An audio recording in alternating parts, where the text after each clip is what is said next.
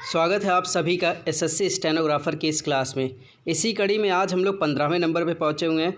रोज़ morning में 10 बजे ये वीडियो आपको प्रोवाइड होता है और स्टैटिक जी के करंट अफेयर के क्वेश्चन आपको दिए जाते हैं। देखिए, आज कल वीडियो नहीं पहुंच पाया था क्योंकि दिल्ली पुलिस का जो पेपर हुआ था उसके सारे क्वेश्चन हमें मिल गए हैं, तो उसके सारे क्वेश्चन इस वीडियो में कवर होंगे। लगभग 117 क्वेश्चन इस वीडियो में डिस्कस होंगे, जिसमें से पिछले दिनों में जो भी क्वेश्चन हम लोगों ने पढ़े हुए हैं या इससे एक दिन पहले जो भी वीडियो मैंने कवर किया था, कई सारे क्वेश्चन उस वीडियो से इस पेपर में आए हुए हैं। तो आइए चलिए देखते हैं कौन कौन से क्वेश्चन हमारे पास हैं और हम इससे आइडिया लगाएंगे कि हमारे एसएससी स्टेनोग्राफर में होगा क्या। ठीक है, चलिए देखिएगा। पेपर को पूरा अरेंज किया गया, इसीलिए थोड़ा सा टाइम लग गया है, तो उसके लिए मैं माफ़ी चाहूँगा। तो ट्यूशन घर ऑफिशियल चैनल को अभी तक अगर आपने शेयर नहीं किया है तो शेयर ज़रूर करिएगा। आइए शुरुआत करते हैं, क्वेश्चनों को देखते हुए चलते हैं। देखिए, पहला क्वेश्चन आपके सामने है कि 2020 के जो ऑनलाइन शतरंज ओलंपियाड में किन दो देशों की संयुक्त विजयी घोषित किया गया था। तो भारत और रूस दोनों को एक साथ विजयी घोषित किया गया था। इसके बारे में हम लोगों ने डिस्कस किया हुआ था। मैंने बताया था कुछ इस पर कि कुछ भारत ने इस पर विरोध किया था, तो फिर ऑनलाइन जो ये शतरंज हुआ था इसमें भारत और रूस दोनों विजयी घोषित किए गए थे बाद में। और इसमें चर्चा करते चलते हैं कि देखिए, फाइड अंतर्राष्ट्रीय शतरंज महासंघ ने ऑनलाइन प्रारूप में ओलंपियाड का आयोजन प्रथम बार किया था। ठीक है, सेकंड क्वेश्चन देखिए आपसे पूछा गया, बड़ा अच्छा क्वेश्चन। देखिए लिखा है raw a history of India's covert operation. इस पुस्तक के लेखक कौन है? तो ये देखिए, इनके राइटर का नाम है यतीश यादव।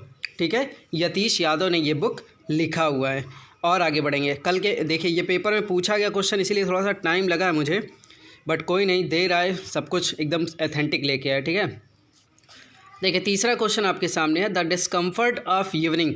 इसका उपन्यास जो लेखक हैं जिसे 2020 का इंटरनेशनल बुकर प्राइज़ मिला है। देखिए यहाँ पे लाइक का सिंबल बना है, इससे आपको गेस हो जाना चाहिए कि ये सब क्वेश्चन मैंने डिस्कस किया।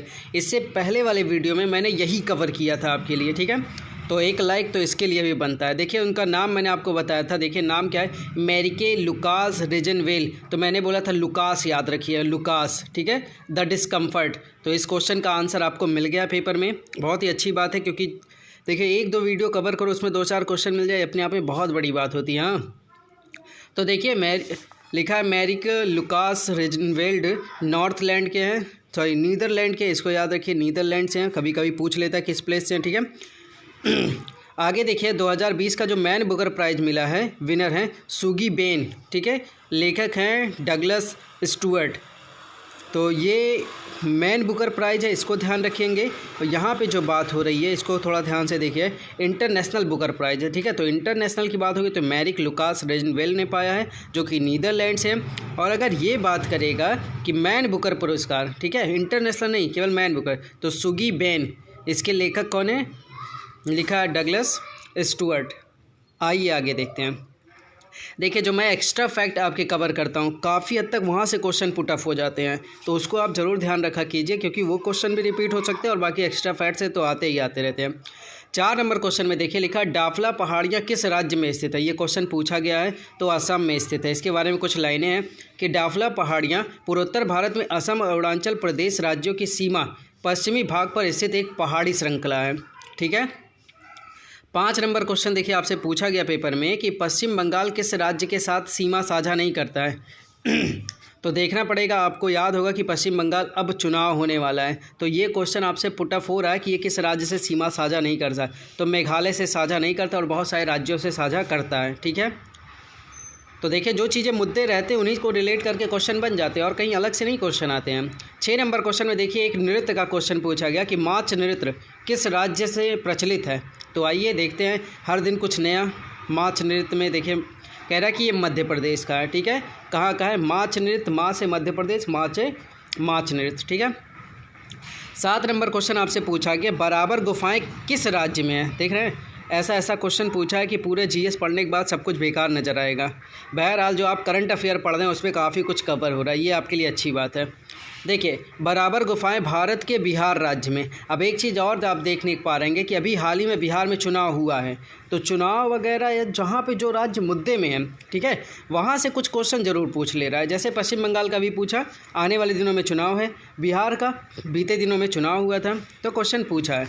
तो बराबर गुफाएं भारत के बिहार राज्य में जहानाबाद जिले में गया से 24 किलोमीटर की दूरी पर स्थित है। 8 नंबर क्वेश्चन देखिए, ये बड़ा पॉपुलर क्वेश्चन है। 31 अगस्त 2020 तक कितने खिलाड़ियों को भारत रत्न मिल गया? ये आपको पता होगा कि पहली बार ऐसा हुआ है कि किसी क्रिकेटर या किसी खिलाड़ी को, ठीक है, भारत रत्न दिया गया है। इसके बारे में आपने ये भी सुना होगा कि काफ़ी बहस हुई थी कि मेजर ध्यानचंद को भी देना चाहिए, ठीक है। तो मेजर ध्यानचंद के नाम को लेके भी बहुत बहस हुई थी, लेकिन दिया अंत में किसको गया था? Sachin Tendulkar, God of cricket. आगे देखिए, एक क्वेश्चन आपके पास और पूछा गया जो मैंने हिस्ट्री में आपको टॉपिक कवर कराया हुआ है, मतलब मैंने कहा कि भैया ये इंपॉर्टेंट याद कर लीजिएगा। मैं फिर बोल रहा हूँ कि आपको जितने लोगों को इंपॉर्टेंट टॉपिक चाहिए मैं आपको इंपॉर्टेंट टॉपिक प्रोवाइड कर दूँगा, ठीक है। कुछ मैं वीडियो के थ्रू आपको पहुँचा दे रहा हूँ, कुछ आप लोग मुझसे PDF मांग सकते हैं, मैं PDF आपको दे देता हूँ कि भाई ये टॉपिक पढ़ लेना, क्योंकि पॉसिबल नहीं हो पाता ना कि सब कुछ कर डालो, क्योंकि क्वेश्चन खोजने में ही काफ़ी समय लग जाता है। तो देखिए 9 नंबर क्वेश्चन है कि अबुल फजल ने अकबरनामा पुस्तक को कितने भागों में विभाजित किया? पहली नंबर तो ये जानिए कि अबुल फजल ने लिखा था अकबरनामा। देखिए ये क्वेश्चन आपसे पूछा गया है, लेकिन अब देखिए थोड़ा सा उस क्वेश्चन में और ट्विस्ट ला दिया गया कि इसको 3 भागों में विभाजित किया गया था। कौन कौन से 3 भाग थे? अकबर के पूर्वजों के बारे में इसमें लिखा गया है, फिर सेकंड में लिखा अकबर के शासनकाल की घटनाओं को दर्ज किया गया, तीसरा इसमें आईन अकबरी के बारे में बात हुई है, ठीक है। आइए देखते हैं। एक क्वेश्चन देखिए हिस्ट्री से, ये क्वेश्चन पूछा है, गौतमी पुत्र सातकर्णी किस वंश के शासक थे? ये क्वेश्चन मैंने आपको छुड़वा दिया हिस्ट्री के टॉपिक में, लेकिन देखिए इसके शासक का नाम पूछ लिया है, तो ऐसा नहीं है कि काफ़ी हद तक वही होने वाला है, लेकिन बहुत हद तक वही होने वाला है, इस बात को आप भी ध्यान रखेंगे। तो देखिए जो रास्ते में मिलता चल रहा है उसको याद करते चलिए। गौतमी पुत्र सातकर्णी किस वंश के हैं? तो सातवाहन के हैं, ठीक है। अब देखिए ये क्वेश्चन पे मैंने आपको हिस्ट्री में जो टॉपिक बताया उसमें ये इंपॉर्टेंट में गया है कि ये क्वेश्चन नंबर 11 है। यहाँ देखिए काफ़ी कुछ लिखा हुआ है, टॉप लिखा हुआ है, जीरो लिखा, छोड़िए। ईस्ट इंडिया कंपनी को कब भंग कर दिया गया? तो उस टॉपिक में ये कवर हुआ है, आप ज़रूर उसको जब पढ़ते तो ये क्वेश्चन का आंसर आपको मिलता वहाँ पर। 1 जून 1874 में, ठीक है। ब्रिटिश ईस्ट इंडिया कंपनी की स्थापना 31 दिसंबर 1600 ईस्वी में हुआ था, ठीक है। भंग हुआ था 1 जून 1874 में। एक क्वेश्चन और देखिए बजट से क्वेश्चन आपसे पूछा कि बजट 2020 के अनुसार 5 लाख से 7.5 लाख तक आय पर कितना टैक्स लगता है? तो ये देखिए बड़ा करंट का क्वेश्चन है, इसको ध्यान रखिएगा। इस पे 10% टैक्स लगेगा, ठीक है। 5 लाख से 7.5 लाख पे 10%, 7.5 से 10 लाख पे 15%, और 10 लाख से 12.5 लाख पे 20%। तो ये आप याद रखेंगे, ठीक है। और अगर बात करेंगे थोड़ा सा और ऊपर ले जाएंगे, बस क्या हो रहा है, हर बार 5-5 बढ़ रहा है, ठीक है। 2.5 बढ़ रहा है तो 5-5 बढ़ रहा है, ठीक। परसेंटेज में क्या हो रहा है, यहाँ 2.5 बढ़ रहा है तो 5-5, 2.5, 5-5, 2.5, 5-5, ठीक। आइए आगे।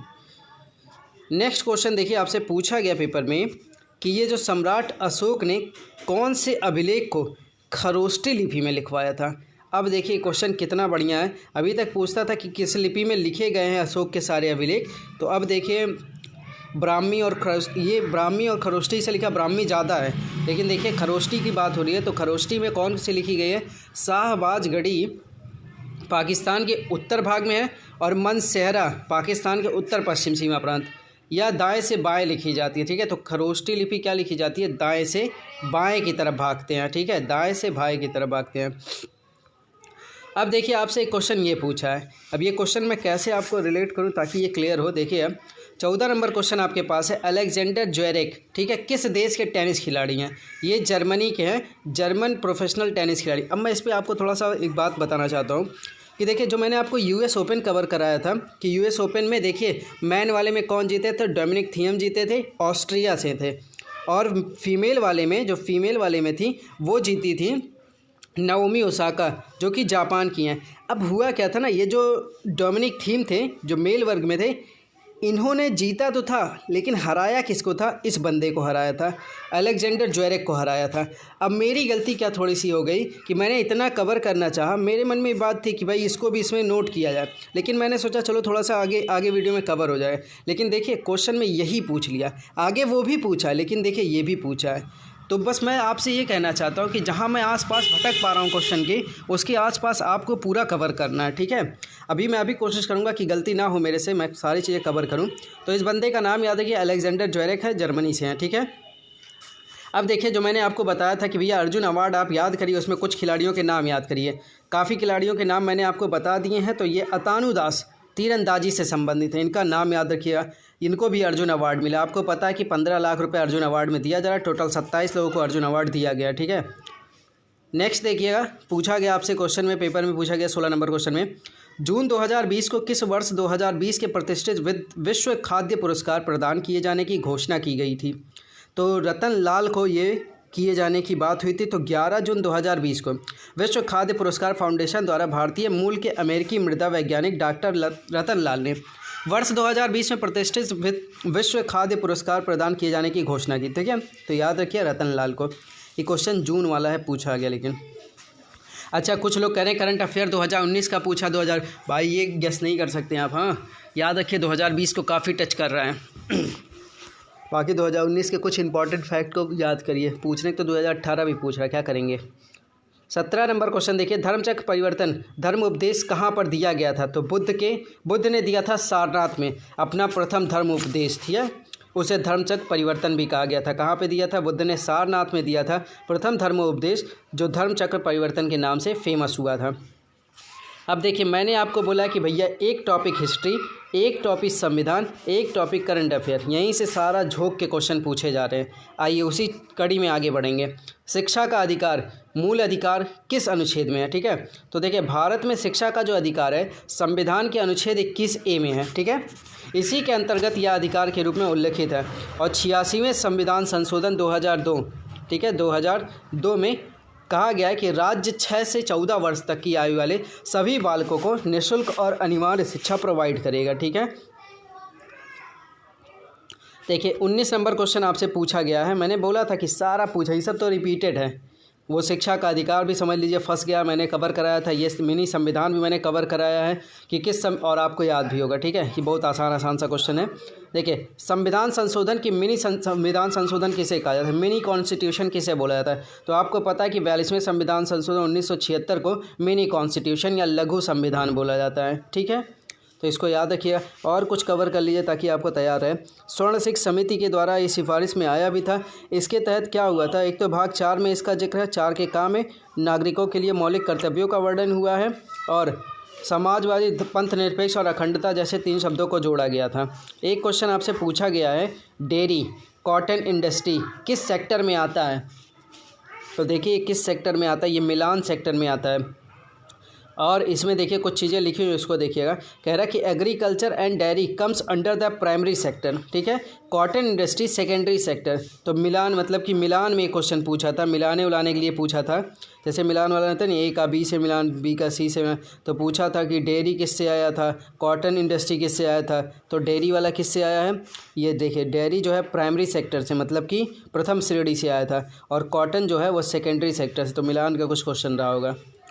और थर्ड श्रेणी का तो आपको पता है, यहाँ पे कुछ जिक्र है, मैं जल्दी से आपको चर्चा करा दूँ ताकि काफ़ी हद तक क्लियर हो। देखिए प्राइमरी सेक्टर में क्या क्या बातें होती हैं कि अर्थव्यवस्था का वह क्षेत्र जो प्राकृतिक संसाधनों का सीधा उपयोग करता है।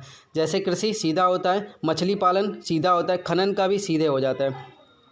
इसके विपरीत द्वितीय क्षेत्र होता है जिसमें विनिर्माण करता है। जैसे विनिर्माण और तृतीयक सेवाएं प्रदान की जाती है। विनिर्माण का मतलब उसको आप बनाते हैं, और तृतीयक सेवा में जो सेवा क्षेत्र रहता है, सेवा क्षेत्र बोला जाता है तृतीयक सेवा प्रदान, ठीक है। ये क्विक रिवाइजन आपका हो रहा है कि रिवीजन करके आप आगे बढ़ सके, ठीक है। एक क्वेश्चन 21 नंबर में पूछा गया, छोटे कण जो स्मॉल पार्टिकल हैं किस प्रकार की मिट्टी में होते हैं? तो ये क्वेश्चन का तो आंसर क्लियर नहीं है, लेकिन देखिए ऑप्शन दिया था काली मिट्टी दिया था, फिर ब्लैक मिट्टी मतलब चिलनी कुछ लिखा था, जलोढ़ मिट्टी लिखा था। तो नदियों द्वारा लाई गई मिट्टी को जलोढ़ मिट्टी कहा जाता है, बस इतना याद रखिएगा, ठीक है। नदियों द्वारा लाई गई मिट्टी को जलोढ़ मिट्टी बोला जाता है।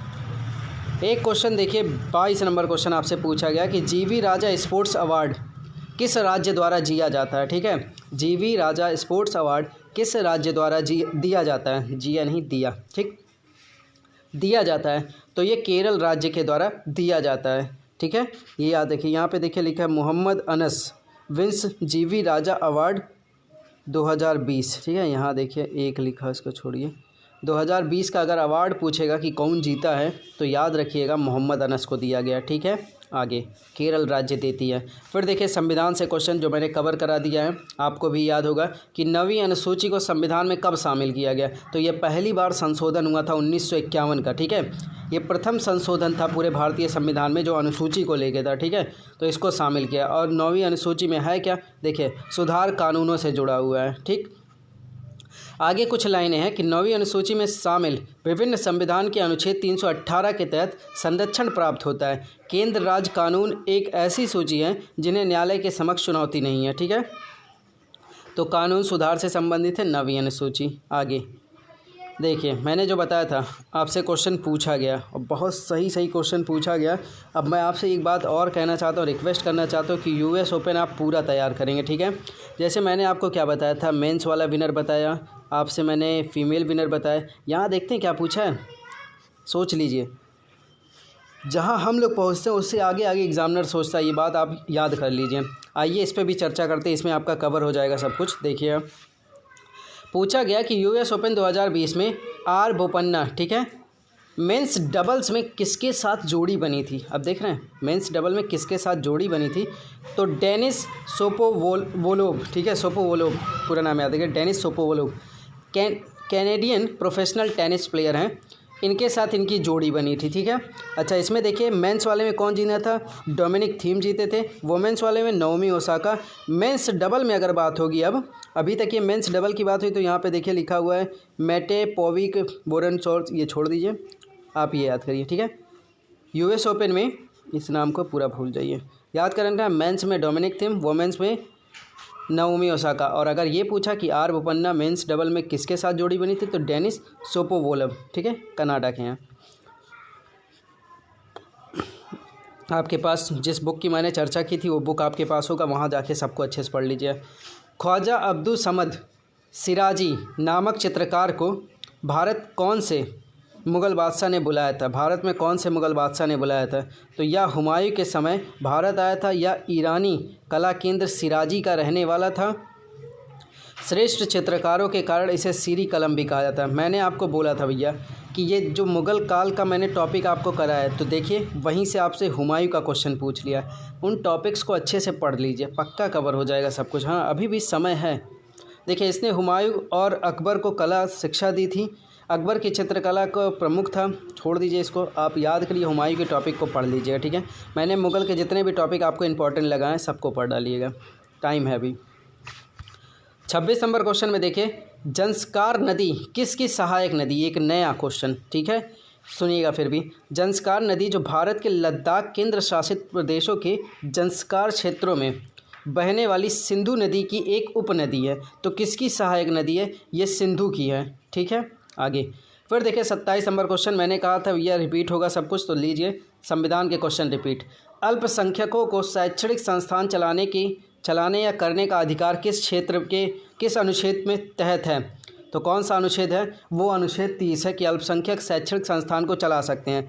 अल्पसंख्यक वर्गों की हितों की जब बात होती है कि भाई इनके वर्गों की हितों की बात की जाएगी, वो आर्टिकल 29 में है, ठीक है। जब शैक्षणिक संस्थानों की अल्पसंख्यकों की बात होगी तो वो 30 में रहेगा, अगर उनके हितों की बात होगी तो 29 में रहेगा। आगे ये जो क्वेश्चन है मैं जो बार बार आपसे पूछता रहता हूँ, थोड़ा सा जूम कर लिया जाए, ओके। आपसे जो मैं बार बार क्वेश्चन पूछता रहता हूँ कि केंद्र सरकार ने कब तक किसानों की आय दोगुनी करने का लक्ष्य रखा है। ये देखिए 2020 तक दोगुनी करने का लक्ष्य रखा है, ठीक है। फिर देखिए 29 में कुछ पूछा गया था, यहाँ देखिए लिखा है border line of living and non living. तो क्वेश्चन में पता नहीं क्या था, फिलहाल देखिए यहाँ पे फंगस ऑप्शन में था, एलगी था, बैक्टीरिया था, वायरस था। तो viruses are considered at the border line of living and non living. तो याद क्या करने की क्वेश्चन पूछा था, तो वायरस है जो कंसीडर किया जाता है border line of living and non living की, ठीक है। और आगे कुछ चीज़ें लिखी हुई हैं, तो पौधों और जंतुओं के बीच की योजक की कड़ी युगलीना होती है, ये भी याद रखिएगा। 30 नंबर क्वेश्चन देखिए कल के पेपर में पूछा गया सवाई जयसिंह ने जंतर मंतर का निर्माण कहाँ करवाया। तो सवाई जयसिंह ने जो वैधशालाओं का निर्माण कराया था या जंतर मंतर का निर्माण किया था, जयपुर, उज्जैन, मथुरा, दिल्ली और वाराणसी में। पहली वैधशाला वो 1724 में दिल्ली में कराए थे, ठीक है। तो जंतर मंतर का भी निर्माण जयपुर में। एक जंतर मंतर देखिए दिल्ली में भी है, तो ये थोड़ा सा डाउटेबल क्वेश्चन हो रहा है, वैसे बहुत ज़्यादा क्लियर नहीं दिख रहा है इसमें। ठीक, इसमें क्लियरिफिकेशन नहीं दिया जा रहा है क्वेश्चन का, छोड़िए इसको। आप चेक जरूर कर लिया है कि देखिए क्वेश्चन जो नोट किया गया लगता है थोड़ा इधर उधर हो गया, आप जरूर ये चेक करिए। देखिए सवाई राजा जयसिंह ने भी बनवाया था जंतर मंतर, और जंतर मंतर शायद 2 जगहों पे है, आप चेक करिए, एक तो दिल्ली में है, एक शायद जयपुर में है, तो चेक जरूर करिए। 30 नंबर क्वेश्चन। 31 नंबर क्वेश्चन देखिएगा।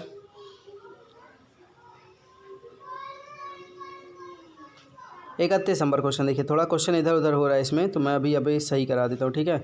चलिए देखते हैं 31 नंबर क्वेश्चन आपके सामने है कि उपाधियों का अंत, ये मैंने आपको बताया था, उपाधियों का अंत किस में है, 18 में या 17 में। तो 17 आप देखें तो अस्पृश्यता का अंत है, 18 में आपको मिलेगा उपाधियों का अंत, यहाँ देखिए लिखा हुआ है। आइए चेक करते हैं, देखिएगा आर्टिकल 18 में कहा गया कि राज्य, सेना या विद्या संबंधित सम्मान के सिवाय और कोई सम्मान या उपाधि नहीं ले सकती है। तो भारत का कोई भी नागरिक हो किसी भी विदेशी राज्य से कोई उपाधि स्वीकार नहीं करेगा, ठीक है।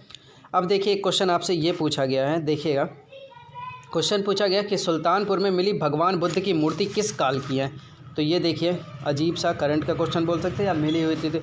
इसमें क्या करेंगे, मौर्य वंश का याद करेंगे कि अशोक काल की थी, ठीक है। आइए इन सारे क्वेश्चनों से आइडिया लगाइए कि मौर्य वंश को लेके और बुद्ध को लेके भी टारगेट हो रहा है पेपर में। चलिए तो देखिए सरकार ने बजट 2020 में बैंक जमा गारंटी की रकम कितने रुपए से बढ़ाकर 5 लाख कर दी है। तो बैंकों में जमा लोगों के धन पर गारंटी राशि को 1 लाख रुपए से बढ़ाकर, यहाँ देखिए 1 लाख रुपये लगा, बढ़ाकर 5 लाख रुपए कर दिया गया है गारंटी, ठीक है। कितने रुपए से बढ़ाकर, तो 1 लाख रुपए से बढ़ा के कर दिया गया है, ठीक है। आगे ये क्वेश्चन आपको याद होगा कि अष्टाध्यायी मार्ग किसने दिया था। तो यहाँ देखिए भगवान बुद्ध लिखा है, जबकि वो क्या पूरा नाम है, भगवान बुद्ध नाम है, ठीक है। बुद्ध जी का नाम है तो भगवान बुद्ध, ठीक। तो ये भगवान बुद्ध को अष्टाध्यायी मार्ग की दिया था इन्होंने। तो इसमें क्या दिया था ये भी देख लीजिए। कह रहा है कि अष्टांग मार्ग पर भगवान बुद्ध की प्रमुख शिक्षाओं में से एक है जो दुखों से मुक्ति पाने एवं तथ्य ज्ञान के साधन के रूप में बताया गया है। तो याद रखें अष्टाई मार्ग के बारे में कितने जिक्र किया दिखाया है भगवान बुद्ध ने। आगे देखिए टाइपिंग का थोड़ा मिस्टेक हो सकता है, बाकी देखिएगा लिखा हुआ है सिद्धांत शिरोमणि, ठीक है। सिद्धांत शिरोमणि ग्रंथ के रचनाकार कौन थे। तो भास्कर 11 यहाँ पे लिखा हुआ है, वैसे भास्कर याद रखिए। यहाँ आगे भी देख लेते हैं। सिद्धांत शिरोमणि जो है संस्कृत में रचित गणित और खगोल शास्त्र का एक प्राचीन ग्रंथ है, ठीक है। और देखिए क्वेश्चन अगर आपसे पूछा गया हो ये कि कौन गणितज्ञ थे, तो श्रीनिवास रामानुजन, ठीक है। श्री रामानुजन जो थे इंडियन मैथमेटिशियन थे, ये आपको याद होगा। 36 नंबर क्वेश्चन आपसे पूछा गया पेपर में, देखिएगा चीफ इकोनॉमिक एडवाइज़र जो आर्थिक सलाहकार हैं गवर्नमेंट ऑफ इंडिया के, वो कौन है। तो कृष्णमूर्ति सुब्रमण्यम। कृष्णमूर्ति सुब्रमण्यम क्या हैं, आर्थिक सलाहकार हैं भारत सरकार के। आगे बढ़ेंगे। कैबिनेट सचिव कौन है इस वक्त, राजीव गौबा हैं, ठीक है। कैबिनेट सचिव कौन है, राजीव गौबा। 37 नंबर क्वेश्चन आपसे पूछा गया कि कैलोरी किसकी इकाई है। तो कैलोरी है ऊर्जा की इकाई, ठीक है। कैलोरी है ऊर्जा की इकाई। थोड़ा तेज़ बोलना हो, जल्दी बोलना, इसलिए शब्दों का इधर उधर होना हो रहा है। आप क्वेश्चन देखते रहिए। छोटी आंत में कौन सा रस बनता है। तो देखिए छोटी बात यहाँ लिखा है जबकि ये आंत है, ठीक है। छोटी आंत की गृहिणी में भोजन के पाचन में पित्त रस, ये याद रखिए। पित्त रस अग्निशामक रस बनाया जाता है या सहायक होता है, ठीक है। तो पित्त रस याद रखेंगे छोटी आंत में। नेक्स्ट क्वेश्चन देखिए आपके सामने है, पंखीड़ा कहाँ का नृत्य है या पछीड़ा लोकगीत कौन से राज्य में गाया जाता है। तो पछीड़ा हो या पंखीड़ा हो, जो भी लिखा हो, वो राजस्थान का है, ठीक है। पछीड़ा नामक लोकप्रिय गीत स्वतंत्रता सेनानी माणिक्यलाल वर्मा ने लिखा था। चलिए याद रखिए कहाँ का है, राजस्थान का है। आगे बढ़ते हैं। देखिए 40 नंबर क्वेश्चन आपके पास है। 40 नंबर क्वेश्चन में देखेंगे उड़ीसा की सबसे लंबी नदी कौन सी है। तो महानदी जो है biggest river of Odisha and 6th largest in India, 6वें नंबर की लंबी भारत की है और महानदी जो है उड़ीसा की सबसे लंबी नदी है। एक क्वेश्चन और 41 नंबर में देखिए पूछा गया है मैकडॉलगंज, ठीक है। मैकलॉडगंज प्रसिद्ध पर्वत स्थल कहाँ पर है। तो मैकलॉडगंज प्रसिद्ध पर्वत जो है वह हिमाचल प्रदेश में है, ठीक है। इसे छोटा लहासा या ढासा नाम से जाना जाता है। ध्यान रखिएगा पर्वतों का एक क्वेश्चन इसमें अजीब सा पूछा है, शायद आपने पहले सुना भी नहीं होगा। फिर देखिए 42 नंबर क्वेश्चन है कि मूत्र का पीलापन किसके कारण होता है, ठीक है, तो यूरोक्रोम के कारण, ठीक है, यूरोक्रोम की उपस्थिति के कारण ऐसा होता है। 43 नंबर क्वेश्चन देखिए लिखा विदेशी मुद्रा विनिमय का भंडार कौन करता है, तो हमें पता है ये विदेशी मुद्रा भंडार किसी भी देश की केंद्रीय बैंक, जैसे हमारे पास RBI है, ठीक है, धनराशि या अन्य परिसंपत्ति ताकि ज़रूरत पड़ने पर देनदारी का भुगतान कर सकें, ठीक है। 44 नंबर क्वेश्चन आपसे पेपर में पूछा गया जो कि रिपीटेड है, मैंने इसको बताया था, अभी आप भी कहेंगे हाँ सर ये बताए थे। क्षेत्रफल के अनुसार सबसे छोटा केंद्र शासित प्रदेश, मैंने बोला था भैया लक्षद्वीप को याद रखिएगा। क्षेत्रफल के हिसाब से सबसे छोटा केंद्र शासित प्रदेश है लक्षद्वीप 32 किलोमीटर, ठीक है, और सबसे छोटा राज्य गोवा है राज्यों की बात में। आगे फिर देखिए मैंने जो मुग़ल वंश का आपको टिक लगवाया है उसमें जहांगीर भी टिक लगवाया है।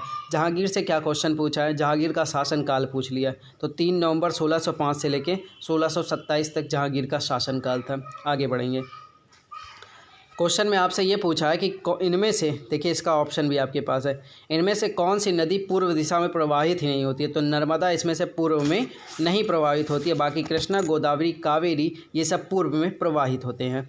आगे यह अपने उद्गम से पश्चिम की ओर 1312 किलोमीटर की ओर खंबात की खाड़ी की और अरब सागर में जाके गिर जाती है। 47 नंबर क्वेश्चन आपके पास है प्रसिद्ध संगीतकार अरविंद पारिख किस संगीत वाद्य यंत्र से जुड़े हैं, तो इंडियन क्लासिकल सितार प्लेयर हैं, ठीक है, सितार बजाते हैं। आगे कौन है अरविंद पारिख। नेक्स्ट क्वेश्चन आपसे एक क्वेश्चन पूछा गया बहमनी साम्राज्य स्थापना किसने की है, ठीक है, तो ये देखिए हिस्ट्री की एक टॉपिक है, इसकी स्थापना 3 अगस्त 1347 को तुर्क अफ़गान सूबेदार अलाउद्दीन ने की थी, ठीक है, तो Muslim empire of the Deccan in south Indian. अच्छा और चेक करते हैं, ये तो आपको क्लियर रखना है कि तुर्क अफ़गान सूबेदार अलाउद्दीन ने की थी बहमनी साम्राज्य की स्थापना।